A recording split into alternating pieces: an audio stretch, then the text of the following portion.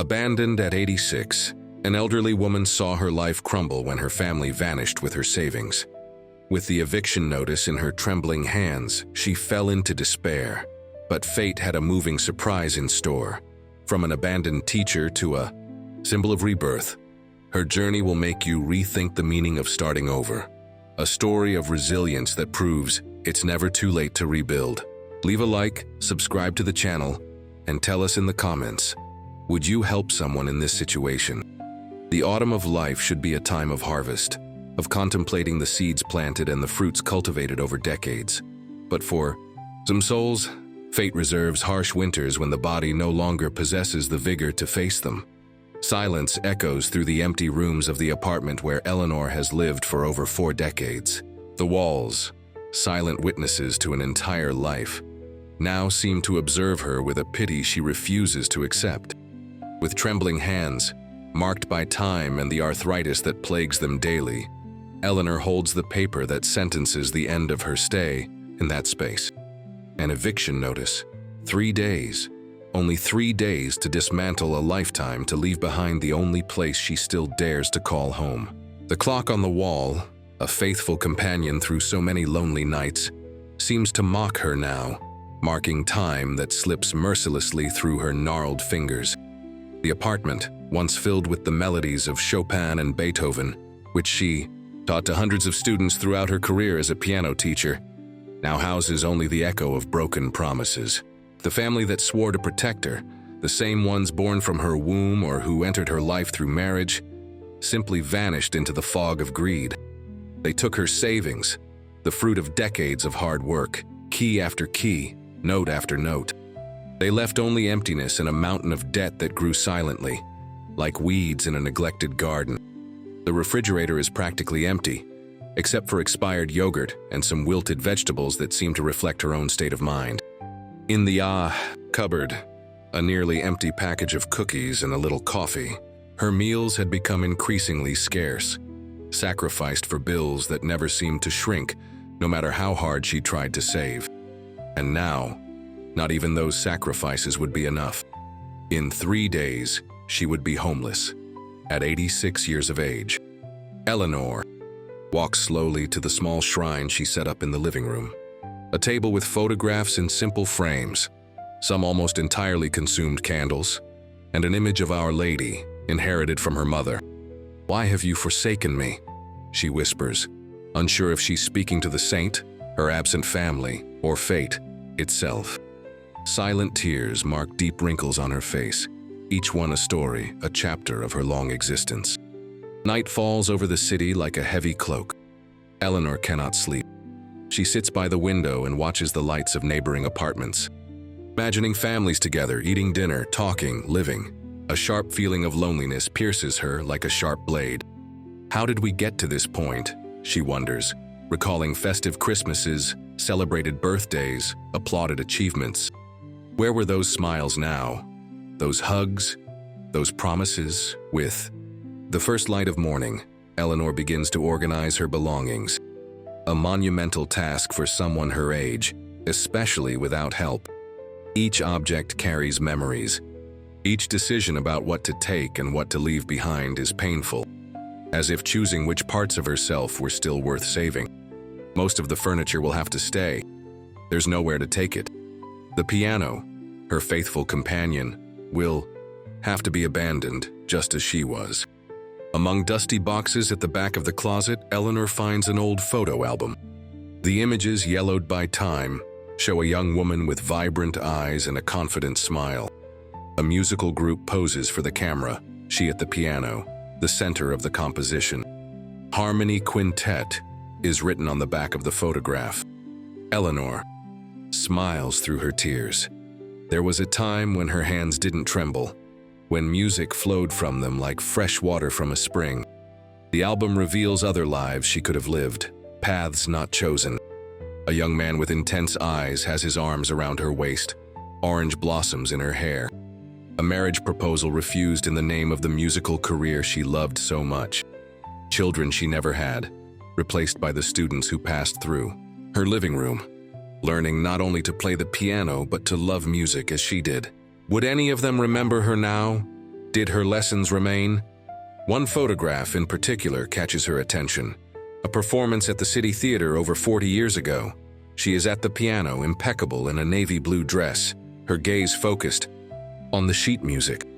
That moment represented the peak of her career as a pianist, before arthritis began to limit her movements, forcing her to focus exclusively on teaching the facts. Memory of that moment ignites an almost extinguished spark within her. Her fingers, despite the pain, still know the way across the keys. The music still lives inside her, waiting to be freed. On the morning of the third day, Eleanor is ready to leave. A single suitcase contains her clothes and a few personal items. Around her neck, the butterfly brooch that belonged to her mother, a symbol of transformation and freedom. Maybe that's what I need, she thinks, to transform myself. One more time. She casts one last look at the apartment, now stripped of her presence, the marks on the wall where pictures hung for years, the worn spot on the floor near the piano, where generations of students stood for impromptu recitals, the kitchen window that never closed completely, allowing the wind to whistle on winter nights. Goodbye, she whispers, closing the door for the last time. The building's hallway, once so familiar, now seems like an endless tunnel. Most of the neighbors have already left for work. No one notices the elderly woman with the worn suitcase struggling down the stairs. No one offers to help. No one asks where she is going because no one really cares. The invisibility of old age is perhaps its cruelest punishment. The street is bustling, people rushing through their daily routines, each trapped in their own universe of worries. Eleanor walks without a clear destination. Where to go when you have nowhere to go? Winter is approaching, and even at midday, the temperature doesn't rise above 59 degrees Fahrenheit. Her thin coat offers little protection against the biting wind that seems to penetrate to her bones. Hours pass, and Eleanor continues walking, occasionally stopping to rest on park benches. Hunger gnaws at her, but her resources are extremely limited. A small envelope containing her last few dollars is carefully hidden in the lining of her suitcase. Even so, it's just spare change, insufficient to find a new place to live. As the sun begins to set, the reality of her situation becomes even more frightening. For the first time in her life, Eleanor faces the possibility of spending the night outdoors. The main city park, with its wooden benches, seems to be her only option. She chooses a spot partially protected by a large tree, hoping it will offer some shelter if it rains during the night. The temperature drops drastically after dark, hovering around 41 degrees Fahrenheit. Eleanor wraps herself in her coat, trying to conserve the little warmth her elderly body still produces. The wooden bench is hard against her already aching back, and the fear of being approached by strangers during the night keeps her in a state of distressing alertness. Around her, the city continues its nightlife, oblivious to the drama of the lonely old woman. The night seems endless. Eleanor oscillates between states of drowsiness and wakefulness, never truly sleeping deeply. Every sound startles her. Every shadow seems a threat. The feeling of abandonment is overwhelming, threatening to consume her completely. At some point, she finds herself talking to her late husband, as if he were sitting beside her on that park bench. You always said I was too stubborn, Arthur. That pride would be my downfall. Maybe you were right. Dawn brings a fine drizzle that soon turns into rain. The tree offers little protection, and Eleanor quickly becomes soaked. Shivering uncontrollably, she gathers her suitcase and seeks shelter under the awning of a closed store. There, huddled against the wall, she finally allows the tears to flow freely, mixing with the rainwater on her face. Why live so long only to end like this? She asks herself, as the darkness around her seems to reflect the emptiness in her heart. With the first rays of sun, the rain finally stops. Eleanor is exhausted, her muscles sore, her damp clothes clinging to her body. But something inside her, a flame that refuses to be extinguished, compels her to stand up. One day at a time, she murmurs to herself, a mantra that has accompanied her through the most difficult moments of her life. One day at a time. She walks to a small bakery that has just opened its doors. The aroma of fresh bread is almost painful to her empty stomach. Carefully counting her coins, Eleanor enters and orders a simple coffee, the cheapest on the menu. With trembling hands, more from cold and hunger than age at this moment, she hands the money to the attendant and sits at a corner table, trying to be as discreet as possible. The hot coffee is a balm to her chilled body. Eleanor sips it slowly, trying to make it last as long as possible, postponing the moment she will have to venture out into the unknown again. As she contemplates the dark liquid, she tries to organize her thoughts. She needs a plan, some direction, anything that can bring sense to the chaos her life has become. From the bakery kitchen emerges a middle-aged woman, hair tied in a messy bun, floral apron stained with flour. She looks around, overseeing the morning rush, when her gaze lands on Eleanor. Something in the elderly woman's dignified posture, despite her damp clothes and tired appearance, captures her attention. She approaches with a steaming mug. "Would you like some more coffee?" "We just pulled a fresh batch of muffins out of the oven too," she offers with a gentle smile. Eleanor hesitates, embarrassed, aware of her appearance and the impossibility of paying for anything more. The woman senses her discomfort and quickly adds, "It's on the house. Cold mornings like this call for hot coffee, don't they?" This small act of kindness, so simple for the giver, is like a lifeline for Eleanor. The barrier she had built over years, the proud independence that prevented her from accepting help even when she desperately needed it, begins to crumble. "Thank you," she murmurs, accepting the coffee and the still warm muffin. "Thank you very much." The woman, who introduces herself as Sarah, the owner of the bakery, sits down at the table for a moment, moved by genuine curiosity and a concern she can't explain. Something about Eleanor's quiet dignity intrigues and moves her. "You're not from around here, are you?" she asks casually. Eleanor hesitates, pondering how much of her situation to reveal. The fear of judgment, of pity, is almost paralyzing. But there's something in Sarah's eyes, a sincerity devoid of malice that encourages her. In a low voice, she begins to tell her story. The eviction, the absent family, the night spent outdoors. She speaks without self-pity, with the clarity of someone who has already accepted fate's blows, even without fully understanding them. Sarah listens in silence, her expression shifting between surprise, indignation, and finally, resolution. When Eleanor finishes her account, the bakery owner remains silent for a few moments, as if making an important decision. Finally, she speaks. "I have a small room in the back of the bakery. Nothing fancy, but it has a bed and a bathroom. It would be available for you, in exchange for a few hours helping at the register, if that's not a problem." The offer catches Eleanor completely off guard. Her first reaction is to refuse, pride still battling against need. "I can't accept charity," she begins to say, but Sarah interrupts her with a firm gesture. "It's not charity, Mrs. Eleanor. It's a fair exchange. I need help here at the bakery, especially in the mornings, which are the busiest. And you need a place to stay. Business is business," she concludes with a smile that softens her words. The relief Eleanor feels is almost physical, like a weight being lifted from her shoulders. A roof over her head, the possibility of a hot shower, the dignity of working for shelter. However, a new fear sets in. "I've never worked a cash register before. What if I can't learn? What if I make mistakes?" Sarah laughs, a comforting sound that fills the small space.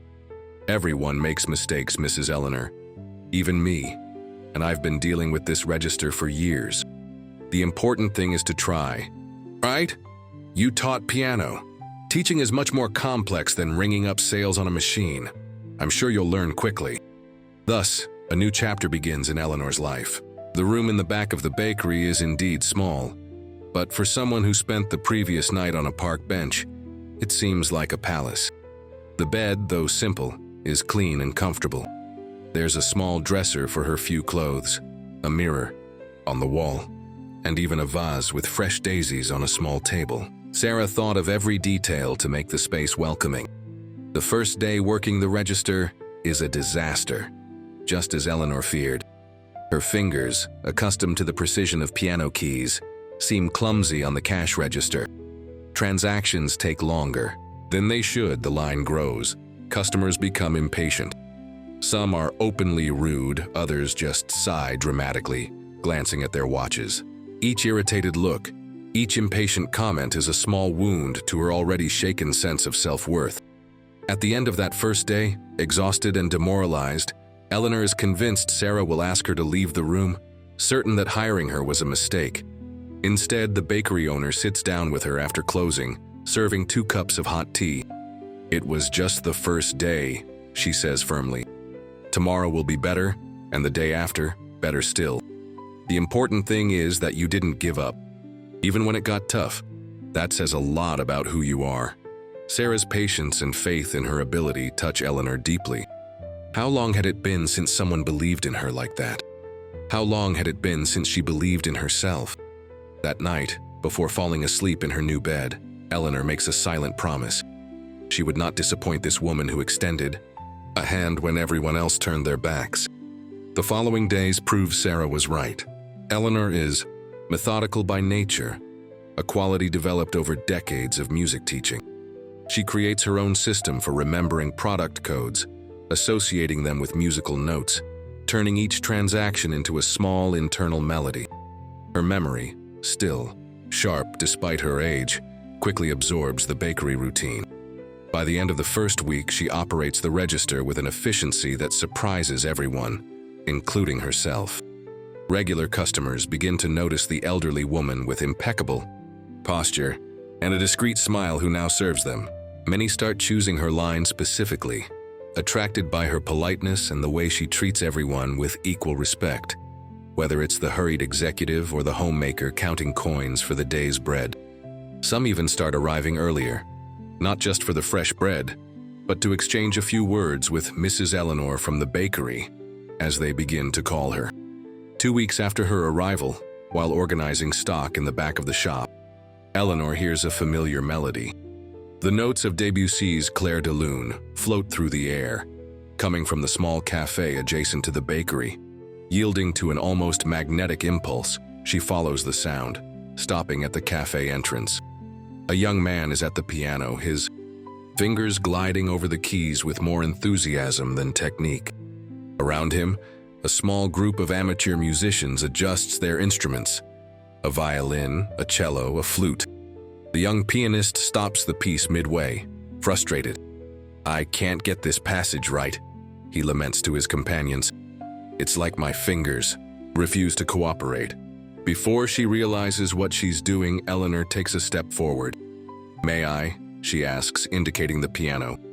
The young man looks surprised at the elderly woman in a bakery apron, but politely gives way, probably more out of respect for her age than expectation of real help. Eleanor sits at the piano, her hands resting naturally on the keys. She takes a deep breath, closing her eyes for a moment, letting the music that always lived within her reawaken. Then, her fingers begin to move. Despite the arthritis, the lack of recent practice, the accumulated exhaustion, the music flows from her as if she had never stopped playing. Clair de Lune comes alive under her hands, each note perfectly executed, each nuance deeply felt. When the last note dissipates into the air, there is a moment of absolute silence. The musicians stare at her, mouths agape. The barista has stopped. Preparing drinks, the customers are motionless at their tables. Then, applause erupts, filling the small cafe with electric energy. "That was extraordinary," stammers the young pianist, visibly moved. "Ma'am, are you a professional pianist?" Eleanor smiles, feeling a flush of pleasure she hadn't experienced in a long time. "I was, a long time ago. Then, I was a piano teacher for over 40 years. "Would you like to join our group?" asks a middle-aged woman holding a violin. "We meet here every Wednesday to play. We're amateurs, obviously, but we love music. It would be an honor to have you with us." The invitation is unexpected and deeply moving. A space where she is still valued, not for the speed with which she operates a cash register, but for the talent that shaped her entire life. "I'd love to," she replies, feeling that for the first time in weeks she is truly breathing. Among the cafe regulars is Robert Davis, director of a senior community center in the neighborhood. Impressed by Eleanor's performance, he waits until the end of the gathering to approach her. "That was truly impressive," he says, introducing himself. "At the center where I work, we have a piano that's rarely used. Many of our members have expressed interest in learning, but we've never managed to find a teacher. Would you consider volunteering to teach a class once a week?" Again, Eleanor's pride battles her new reality. Volunteering? After decades of charging for her lessons? But something has changed in her since the eviction. The understanding that value isn't just in the money received, but also in the impact one has on others' lives. "I'd need to check with Sarah so it doesn't interfere with my hours at the bakery," she replies cautiously. Of course, Robert assures her. "It would just be one afternoon a week, and the center is only 2 blocks from here." Next morning, Eleanor mentions the proposal to Sarah, prepared to hear that she can't reduce her hours at the bakery. To her surprise, the owner reacts with enthusiasm. "I think that's a wonderful idea. You could work mornings here and have one afternoon free for the classes. Music is obviously your passion, Mrs. Eleanor. It would be a crime to keep those talented hands just operating a register." Thus, another piece falls into place in the puzzle of Eleanor's new life. The following week, she teaches her first class at the community center. The space is simple but welcoming. The piano needs tuning but is still usable. The students, all over 60, receive her with a mixture of curiosity and respect. Among them is Margaret Smith, an 83-year-old woman whose face seems strangely familiar to Eleanor. During the initial introductions, when Margaret mentions having worked as a violinist in regional orchestras in her youth, Eleanor's memory finally clicks. "Margaret from the Music Conservatory? 1953? She asks, incredulous. The other elderly woman's face lights up with recognition. "Eleanor Oliveira. My goodness, I can't believe it. After all this time." The two had been classmates at the conservatory, part of the same circle of friends, sharing musical dreams and ambitions. They lost touch when Eleanor married and moved away, reconnecting now more than 4 decades later, under circumstances neither could have foreseen. After class, the old friends sit down for coffee. Decades of life condensed into hours of animated conversation. Margaret talks about her career as a violinist, her marriage to a conductor, her children who pursued careers far from music. Eleanor shares her journey as a teacher, the students who excelled, the apartment that was her home for so long. When she finally gets to the point of mentioning the eviction and her current situation, Margaret interrupts her with an exclamation. "Eleanor, that's terrible, but maybe I can help. I live in a large house with 4 other retirees. We share expenses and responsibilities. We've had a vacant room since Mrs. Augusta passed away last month. It would be perfect for you." For the first time in a long time, Eleanor allows hope to fully blossom. A permanent home in the company of people her age, including an old friend. However, reality soon imposes itself. "What would the cost be, Margaret?" Her friend mentions a sum that, while modest considering what it offers, is beyond what Eleanor can save with her part-time job at the bakery. "I understand," Margaret says, seeing her friend's downcast expression. "But don't give up on the idea. We can find a solution." With a new goal in mind, Eleanor intensifies her efforts. Besides mornings at the bakery and the afternoon teaching, at the community center, she starts offering private piano lessons to neighborhood children. News of an experienced teacher charging affordable rates spreads quickly among parents, and soon she has a small list of students. Her days are now filled.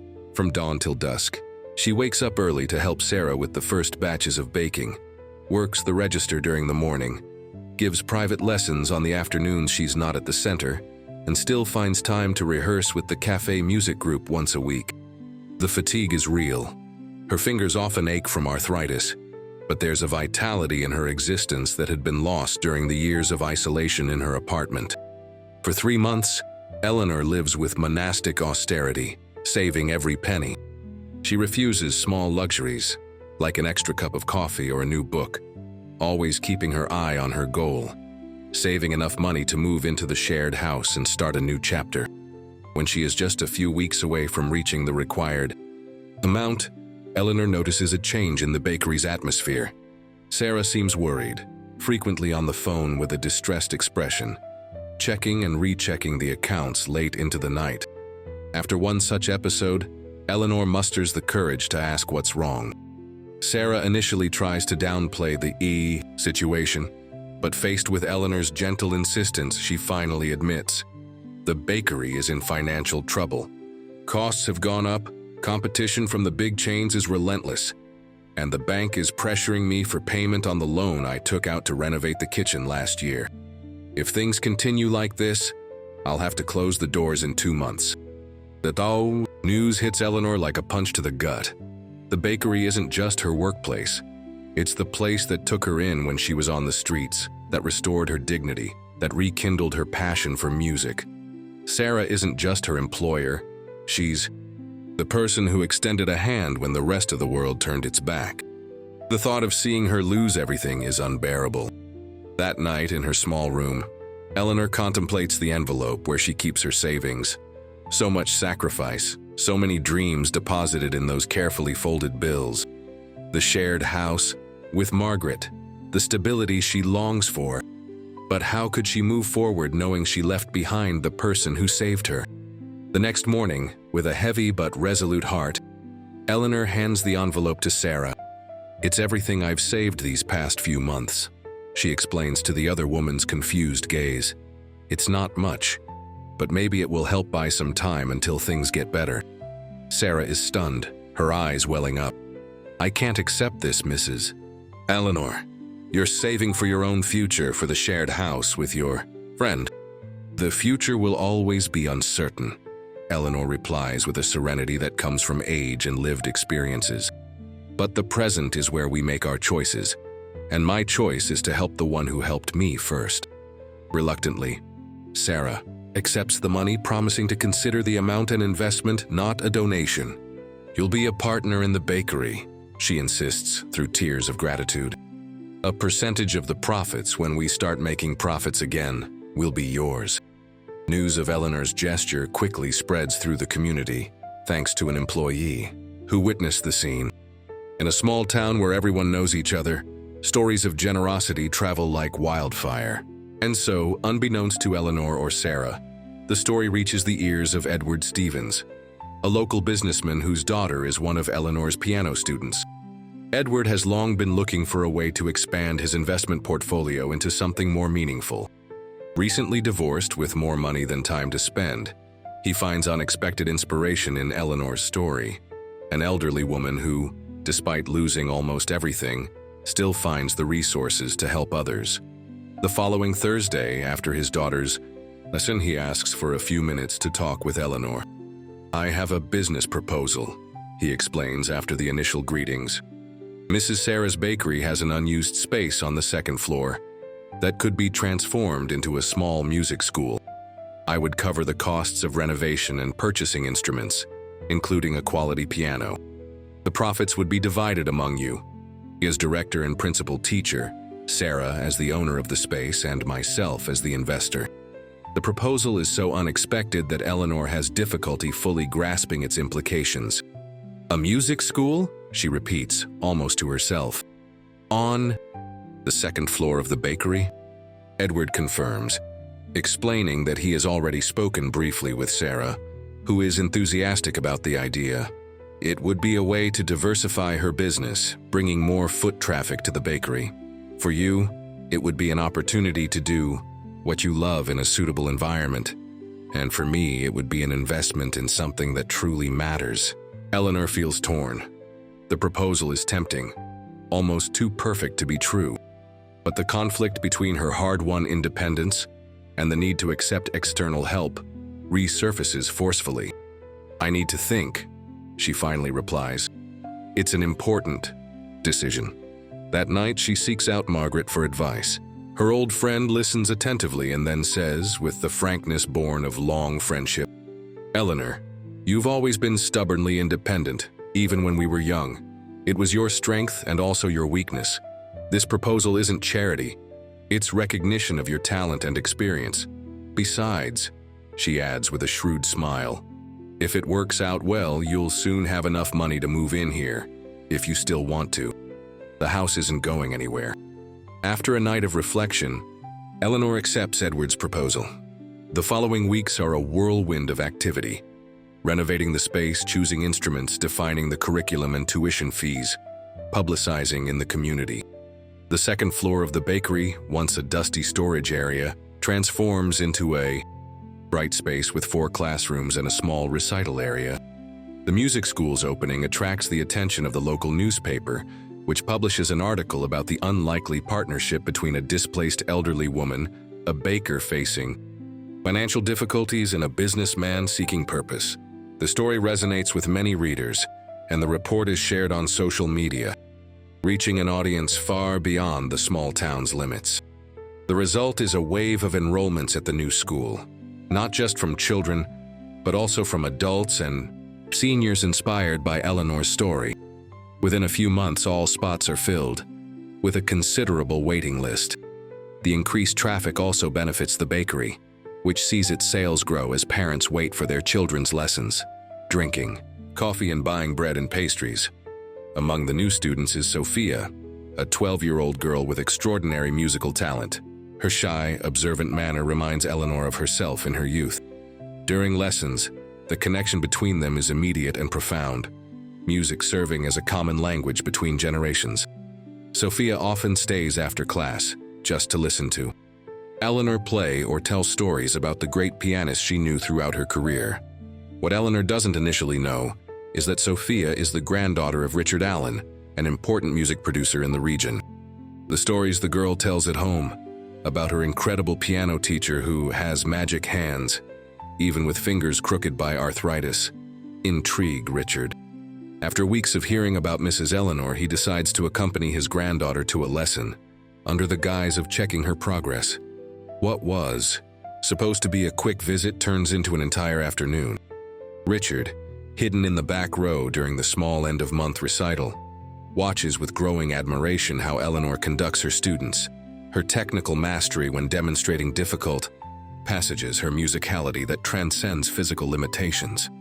When he finally introduces himself after the recital, Richard doesn't hide his admiration.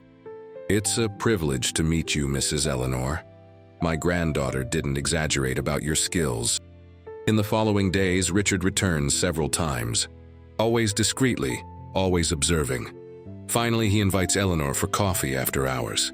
The proposal he makes is as unexpected as Edward's months earlier, to record a solo piano album of classical compositions, focusing on pieces that showcase both technique and emotion. "I have a small label dedicated to classical music," he explains. "It's not a huge commercial venture, but there's a loyal audience that appreciates authentic recordings, with soul. And you, Mrs. Eleanor, have more soul in your fingers than many pianists half your age." The idea of recording a professional album, something she hadn't achieved even in her most active years as a pianist, is almost overwhelming for Eleanor. "I'm 87, she finally replies. "My hands aren't what they used to be. There are many technical flaws I couldn't hide in a professional recording." Richard smiles, a gentle smile that reaches his eyes. "Technical perfection is overrated. What I seek is interpretation, emotion, the wisdom that only a life like yours can bring to music. The small technical imperfections only highlight the humanity behind the notes."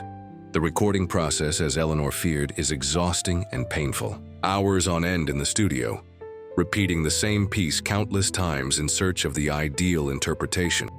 The arthritis in her hands protests violently against the sustained effort, and there are days when she can barely hold a teacup after the sessions. Several times she thinks of giving up, questioning whether at 87 she still has the right to dream of new beginnings. In one of these moments of doubt, she finds Sophia waiting for her outside the studio. The girl with the innocence and honesty typical of youth says simply, "When I hear you play, Mrs. Eleanor, I feel like I can do anything when I grow up, even when I'm old like you." The simple words touch Eleanor deeply. It's not just about her, she realizes. It's about all the Sophias in the world, all the girls and boys who need to believe that age isn't the end of dreams, that new beginnings are possible even when everything seems lost. With renewed determination, she returns to the studio the next day, ignoring the pain in her hands, focusing only on the music that has always inhabited her heart. The album, titled New Beginnings, is released 6 months after Eleanor's eviction, coinciding with her 87th birthday. The cover shows her hands on the piano, every wrinkle, every deformity caused by arthritis visible in stunning detail, an image of unconventional beauty, celebrating age and experience instead of hiding them.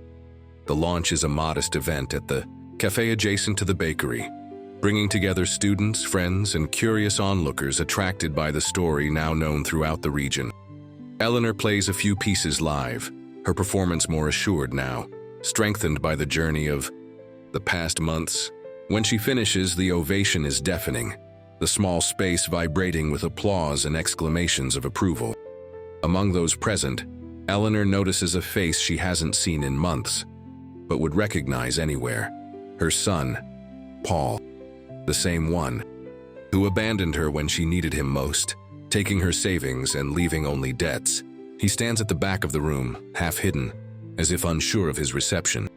Their eyes meet briefly, and Eleanor feels a storm of emotions: anger, hurt, a stubborn remnant of maternal love that refuses to die completely. After the event, when most guests have left, Paul finally approaches. "Mom," he begins, his voice trembling.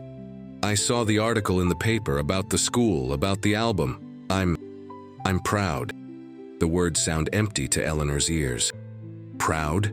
she repeats, a dangerous calm in her voice. "Where was that pride? When you left me with nothing?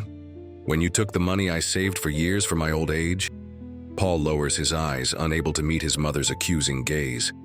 "I was in a dark place, Mom. Gambling debts, threats. I thought I'd find a way to pay it all back before I was evicted?" Eleanor completes, her voice firmer now. "Before I had to sleep on a park bench? Before strangers had to show the compassion my own son lacked?" The conversation is painful, laden with accusations, excuses, and insufficient explanations.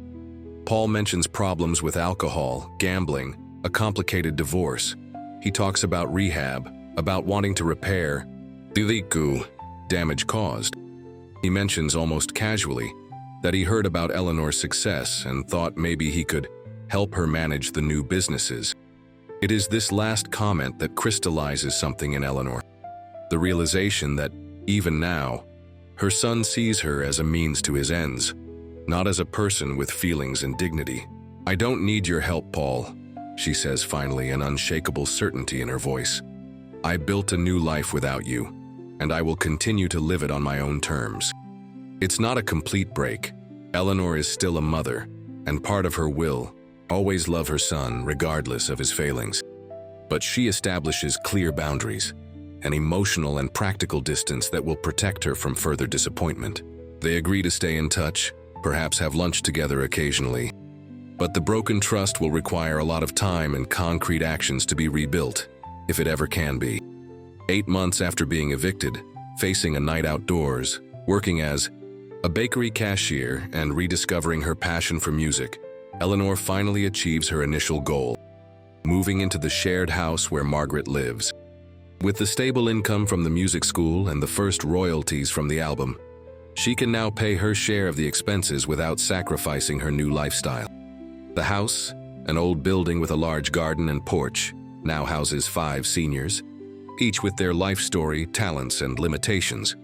There's Margaret, of course, with her violin, and stories of touring with orchestras.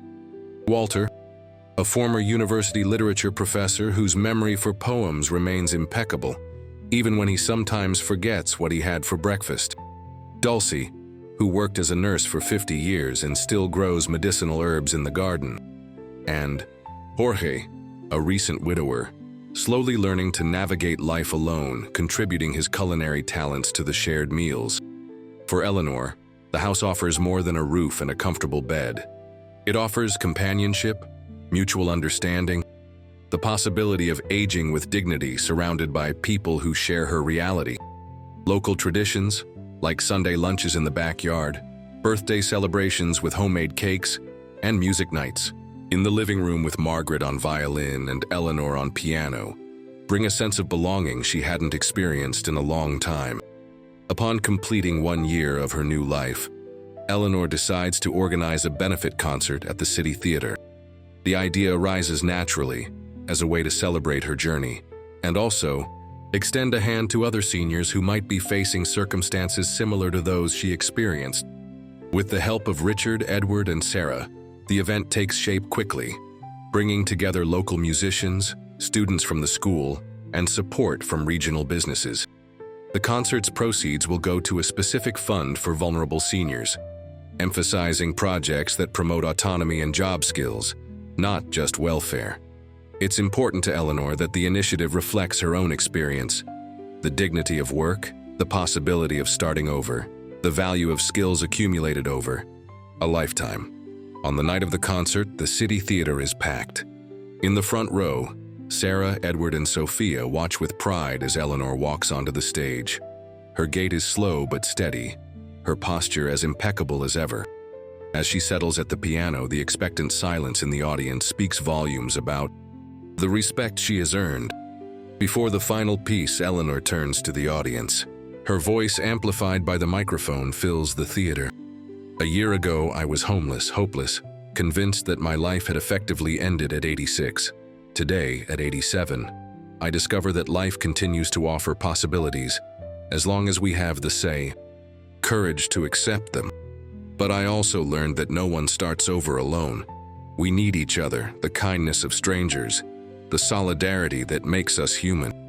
As her words echo through the theater, Eleanor looks at the attentive faces in the audience, seeing reflections of her own journey in many of them. People who have also faced loss, betrayal, new beginnings. People who, like her, refuse to be defined by their circumstances or their age. This city, which once barely noticed the existence of an elderly woman, now recognizes me not for the fragility of age, but for the strength of experience. And I recognize this city not for the indifference I initially encountered, but for the compassion that allowed me to be here today. With these words, Eleanor turns back to the piano and begins to play. Her fingers, though marked by arthritis and years, still find the right notes with precision. The music flowing from them carries stories of loss and rebirth, of falls and risings, of dark nights and luminous mornings.